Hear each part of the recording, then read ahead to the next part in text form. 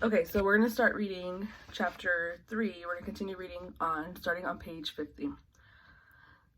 I couldn't have imagined that we would never again come together on that field.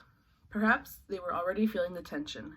By then, community tensions over the school system's plans to integrate Central had started bubbling to the surface, though I was still mostly oblivious to it. That's a vocab word, remember? I kept busy with family, friends, and, of all things, potato chip sales. In June and July each summer, I sold bags of potato chips to raise money for Y Teen Camp, a 2-week program sponsored by the local YWCA. And I must say, I was pretty good at it. I hiked through the neighborhood, knocking on doors with my chips in tow. I took the chips to church and, of course, to every family gathering until I made my sales commitment.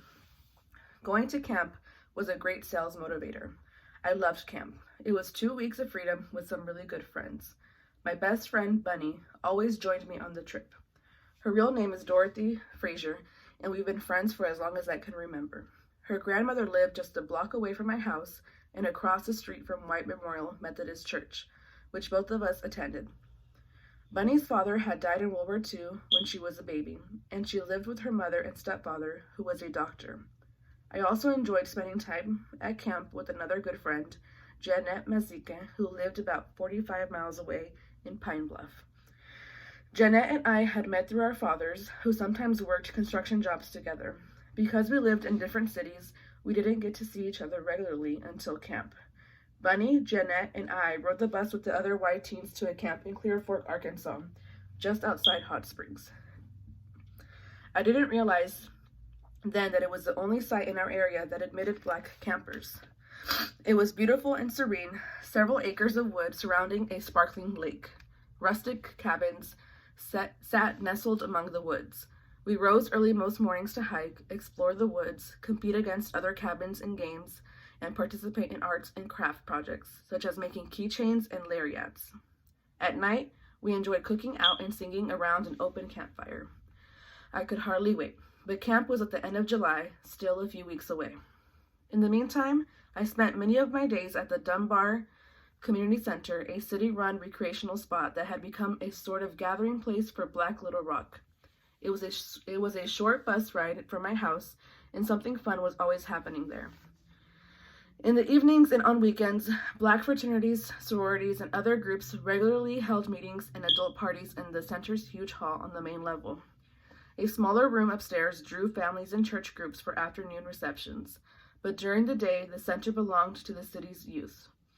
It was always full of children and teens playing games and cards while the latest sounds of rock and roll blared from the jukebox. Chuck Berry, Little Richard, The Platters, Elvis Presley, Fats Domino, you name it. Occasionally, some of the popular artists passing through Little Rock played daytime gigs at the center. One afternoon, I made my way there to see the duo Mickey and Sylvia perform their latest hit, Love is Strange. I was headed in the door when I spotted Ernest Green, a friend and former Dunbar student. Ernie was 2 years older and about to enter his senior year at Horace Mann. His mother had been my first grade teacher. The two of us greeted each other, chatted for a moment, and then he asked, "Are you going to Central?" "Yep," I responded proudly. He told me that he had signed up too, but that none of his friends wanted to leave Mann in their senior year. One of them, Lottie Holt, who would later become Lottie Shackelford,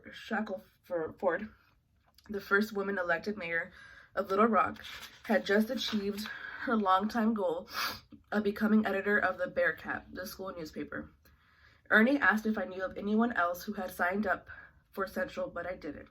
My friend Peggy, who lived 2 blocks from me, had told me she had no interest in going to Central. She was having too much fun at the new Mann.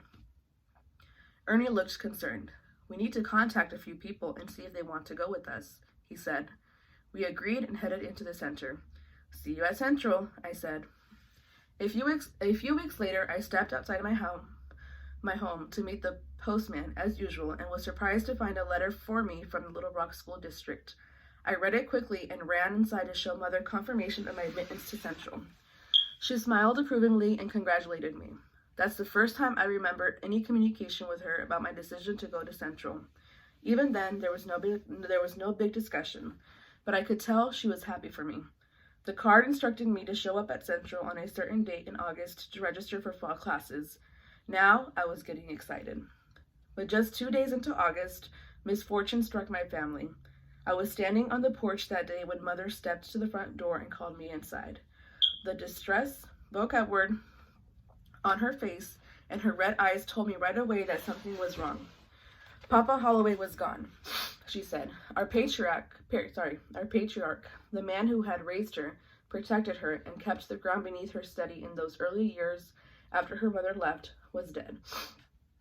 His oldest son's wife, Aunt Helen, had found him unconscious, lying among the corn in his expansive garden. I heard Mother say something about him hemorrhaging. I'd never heard that word before. I hugged her as she wept inconsolably. My heart ached too.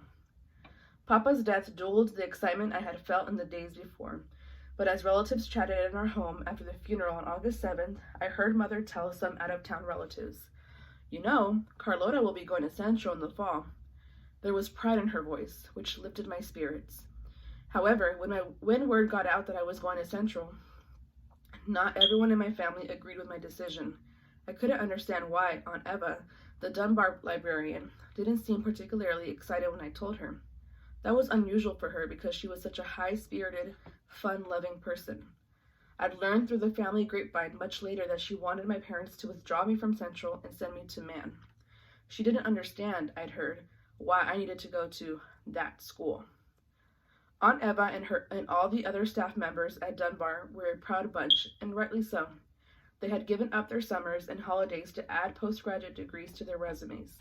They had labored in a school system that still paid them less than a generally less educated white teacher.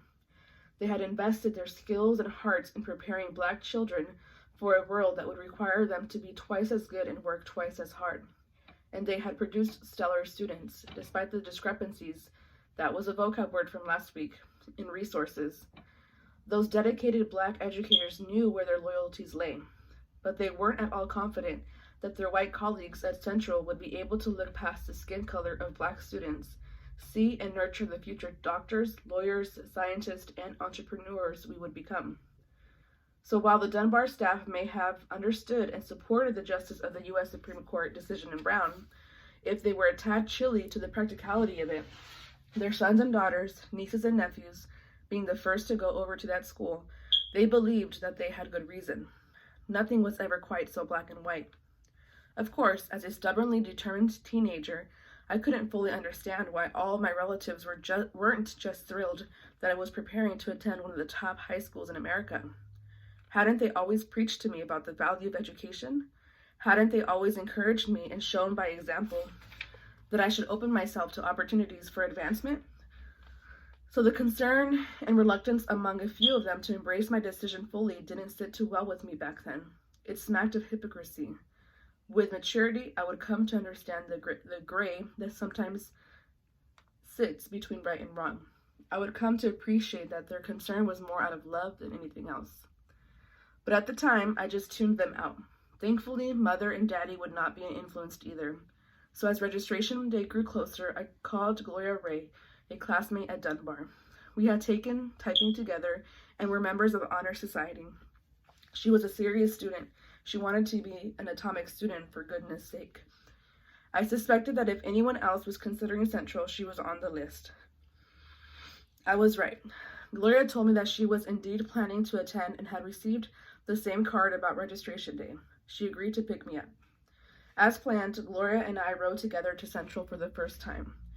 We considered the day so routine that we went without our parents. Our parents were very protective and would have demanded to go along if they'd had any inkling of trouble, particularly Gloria's father. Harvey Ray was much older than my parents and had already retired from the U.S. Department of Agriculture. There, he'd founded the Arkansas Agricultural Extension Service for Negroes. He had received a degree in horticulture under Booker T. Washington at Tuskegee Institute and worked as Washington's assistant. Her mother, Julia, worked as a sociologist for the state of Arkansas. Gloria's siblings, an older brother and sister, were already grown. Gloria was the baby of the family. She parked the car about a block away from Central, and we made our way to the front of the school. It was a clear, sunny day, and as we moved closer, I was filled with awe. I had never been this close to the front of Central before, and the yellowish brick and white concrete building was even bigger and more elegant than I had imagined. As I stood at ground level and stared up at that great entrance, I felt tiny. And that's where we're stopping today, friends. So we will continue with the next 5 pages tomorrow. Thank you for following along, and hopefully you pass our quiz. Yay! Bye. Let me figure this out.